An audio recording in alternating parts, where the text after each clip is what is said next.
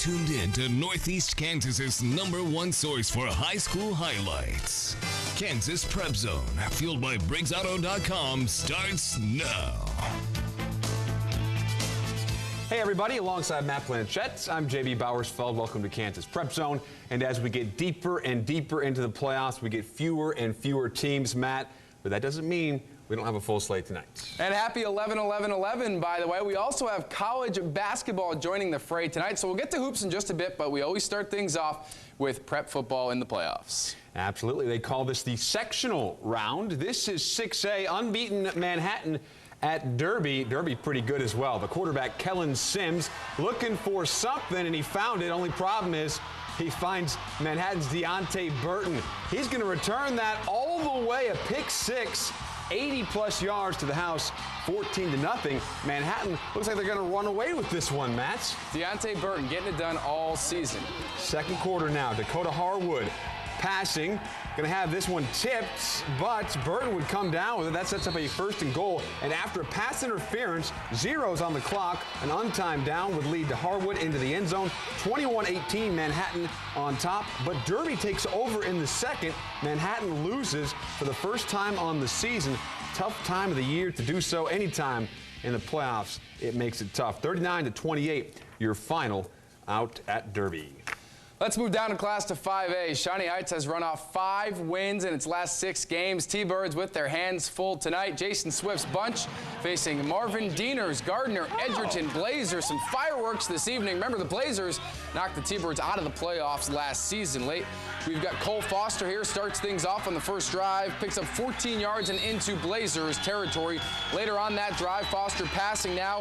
Finds Tanner McCrary. Gets out of some trouble there. Hits McCrary for a first down, but the drive would result in a missed field goal. So Heights on defense now. How about some smothering action from Braden Werner there, a little gang tackle. But the Blazers would get going in the second half. We're tied at 0-0 at halftime, and this is in the second. And we have Trevon Wrench for the touchdown. That makes it 7-0 Blazers. Then Wrench going for his second TD, and he's going to dive for the pylon here. Watch him go. And they said he's out at the 1. Looked good to me. They would score shortly after that as the Blazers go on to win 32-0. Looks like we were in Norman, not Gardner. Also in 5A, Emporia playing its best ball of the season in the postseason. Spartans at the always difficult Bishop Carroll. Sparty on 4th down. Derek Gifford off left tackle, and he's gone all the way inside the 5. Look at Gifford go. That after the Spartans stopped Bishop Carroll on a 4th down. That's their first possession. Looking great. So now it's 4th down for Emporia, and they go with Gifford, and he is in there. 7-0 Spartans on the road, getting it done. But would it be enough? Here comes Carroll forcing turnovers. There's a little fumble right there on special teams as Emporia winds up giving 40 unanswered to Carroll. Remember, they're pretty good. They beat Hutch this year. 40-7 is your final. Spartans end the season 7-4. Emporia still fun to watch, though. A year ago, Hayden was the prohibitive favorite in Class 4A. However, the Wildcats laid an egg against Buhler at home. Cats trying to return the favor tonight. Same records as a year ago. Hayden 10-1, Buhler 11-0. For this game at Buhler, we start things out with the Buhler boys. Luke Berblinger, the catch in the end zone for the touchdown. Buhler on top, but Hayden coming right back. Alex Schmidberger from Grant Arnold. Those two have been doing it all season long, about the last 3 years. Hayden comes back and takes care of the Crusaders 21-14, a little payback as Hayden will move on. Who will they get? How about Rose Hill? They win a laugher 56-14 over Ulysses. So the Wildcats trying to knock off Rose Hill next Friday for a trip to the 4A state championship game. The early word on that game is that it will be in Topeka.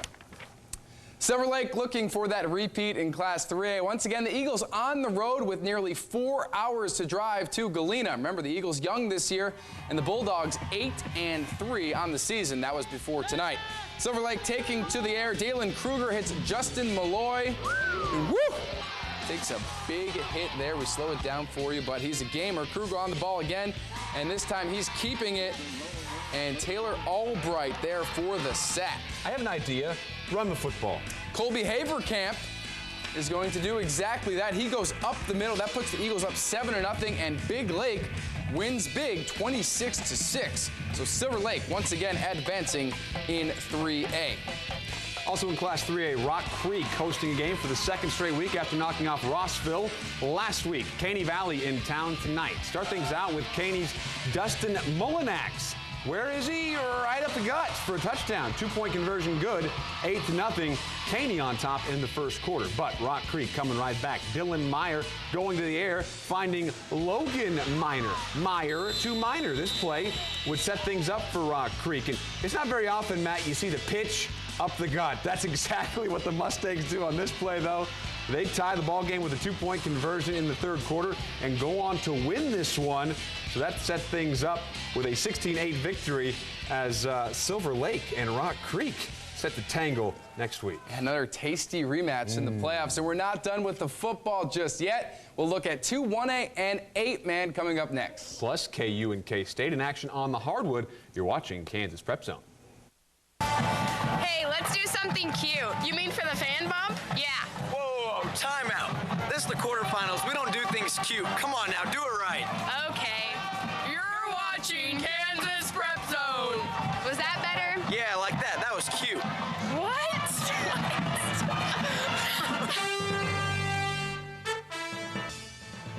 Kinch's Cruise, brought to you by Jock's Niche Sporting Goods. All right, welcome back to KPZ. There is no better time of year for Kinch's Cruise. Mainly because so many games are so far away. We sent Kinch an hour and a half to Centralia tonight. Oh, yeah, for the second straight week. What can I say, guys? I have a speciality, and I don't mind some great football being played up there. Senior quarterback Michael Gladsick has put the Panthers on his back in the playoffs tonight. The Panthers hosting Riverside, honoring veterans before the game. First play from scrimmage, and we have a play of the night nominee as who else but Michael Gladsick takes off on the right side, turns on the wheels, and takes it 69 yards to the house. 8-0 Panthers. Next possession, and it's Gladsick, this time off the left side, a little shake and bake, and he's trotting into the end zone. 16-0 Panthers. Clones driving. Derek Nold heaves a pass, and it's the G-Man that comes down with it. He's literally doing it all. This leads to this play. It's play action, and Gladsick hits Derek Henry wide open for another touchdown. That's 22-0 Panthers. Cue the touchdown dance. The Fighting Gladsicks whip the Cyclones 52-18. That's the final. They'll move on to play Pitt Colgan, who took down Donovan West easily tonight, beating them 59-20. Pitt Colgan has 20 seniors on the roster, guys. Donovan West, that's more than they have players on their team. JB, it was almost like Riverside didn't see the tape on Centralia as Michael Gladsick ran for 3 touchdowns, threw for 2, and had a pick on defense. And oh yeah, he offered to make me cocoa in between quarters. They love Kinch up in Centralia. Getting fed, getting cocoa. Good for you, buddy. Thanks so much. We hit up the 8-man action now. Madison hosting Lakeside out of Downs, Kansas. This an 8-man D1 game. Starting things off with Madison. It's Cole Shaky. What's the saying? Shaky time. Going 21 yards around the right side. Finding the pylon. Touchdown, Madison on top. Sets up this now on 4th, 7. I'm getting ahead of myself. How about Colin Kyle, Tyler Williams, 15-yard touchdown. Then we go Lakeside's Alexander Rankin throwing it, but at Madison getting the tip and then getting the pick. You got to practice that pick six trick tip drill. That's what I wanted to say, tip drill. Then off the pick, Kyle Latendress to Shaky, tosses to Dallas Thompson. Another 2-point conversion puts the Bulldogs up 16-0. Madison wins it 52-6. Also tonight, South Gray beats Osborne 42-38. The two will battle it out for the 8-man Division I championship next week in Newton. That game starts at 11 a.m. Little shout out to Logan Miner for his use of Twitter tonight, trying to hit up Mr. Bowersfeld over there for a retweet. He's pretty stingy with his retweets, so hit me up at Matt Blanchett. I'll take care of you and get that out to everyone else. Kinch O'Kelly, too. He already got Coco, so he's good for the night. 2 E's in O'Kelly. 2 E's for him. And there it is, our Kansas Prep Zone page. That's where the highlights will be later this evening. I know during the playoffs, a lot of you can't get out to these games, big road trips, so you can see the highlights. More important now than ever. And, of course, use that hashtag. It's KPZ on Twitter. Everyone's doing a great job of that, Mr. Miner included. One final score to get along to you this evening from throughout the state. A couple scores, I should say. Eudora beats Chanute 20-13. And Wichita Heights in 6A. They are steamrolling back to a state championship once again. They defeat Garden City 35-3. Stay with us. KPZ will be right back.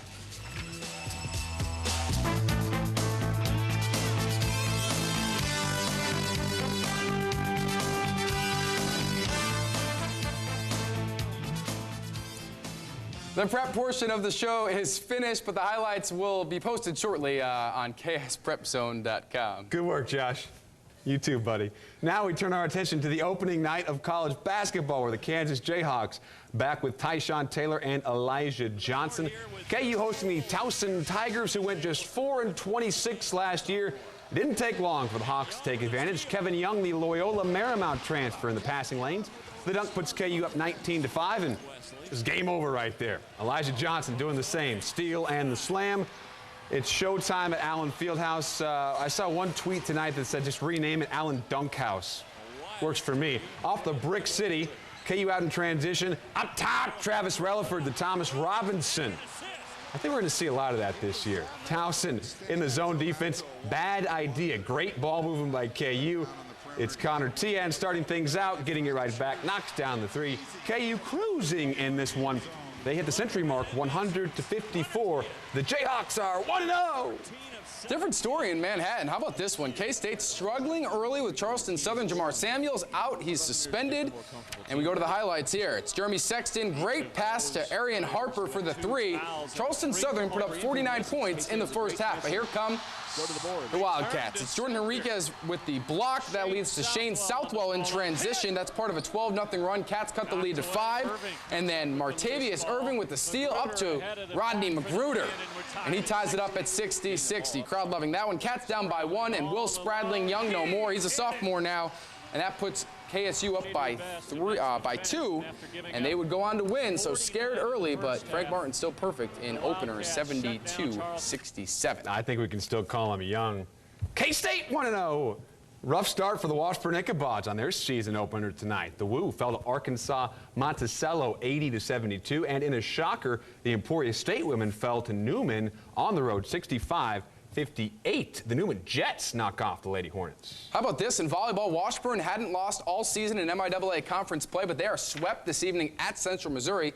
It's the first loss, as I mentioned, so they need to win at ESU on Saturday to clinch the conference. And speaking of the Lady Hornets, they inch closer to 3rd place in the MIAA with a 3-0 sweep over Fort Hays State tonight. Washburn's first conference loss of the year. That's what I said. Yes.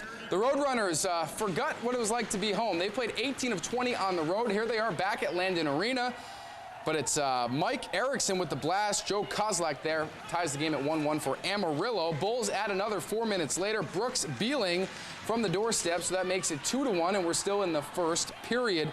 Topeka answers right back. However, Dan Japel, check this one out. Little backhand top shelf on Friday night. Sweet goal there, but the Bulls continue their excellence against the Roadrunners, winning 5-3. And we've seen all the games, so let's go back and find the best play. Our ScotchCleaners.com play of the night comes to us from Kinch's Cruise. That's right, Michael Glatzik. It's more of a compilation of plays for this one. They always fall for that play fake when Glatzik's running it there. This was the first play of the game, 69 yards, and he takes it to the house. He threw for 2 touchdowns, ran for 3, and also had an interception. So Michael Glatzik's back. And Centralia doing pretty well. That's all in the first half. And don't forget, he got Kinch that hot chocolate, too. I need to know how you get a hot chocolate from a quarterback during a football game. I'll have to ask him about that after the show. All right. Tomorrow, we got about a minute left, so we're going to just kind of preview tomorrow. K-State at home to Texas A&M. Both of those teams, Matt, coming off of 2 straight losses. Yeah, big game for both of them when you start looking at bowl scenarios. They're pretty much head-to-head right now, so they need that win. And then KU, for the seniors, final day, they are hosting Baylor. Yeah, Robert Griffin III in the Memorial Stadium should be a tough one for the Jayhawks. They'll see if they can't snap that 7-game losing streak. At the D2 level, Emporia State looking for its 4th straight win at Northwest Missouri State, and Washburn trying to clinch the MIAA as well as a playoff bye. That's right. They can get that with a win against Central. Yes, they can indeed. Right now, number 2 in the region. That's going to do it for us, though. This is our last football prep zone of the night. We got enough teams knocked out, so we're just going to do some live action next week, I think. Should be fun. Rock Creek, like, Silver Lake. Sounds like a good idea to me. For Kitcho Kelly, Matt Blanchett, and the backstage crew, I'm JB Bowersfeld saying if you're looking for football on a Friday night, all you gotta do is follow the lights. Good night.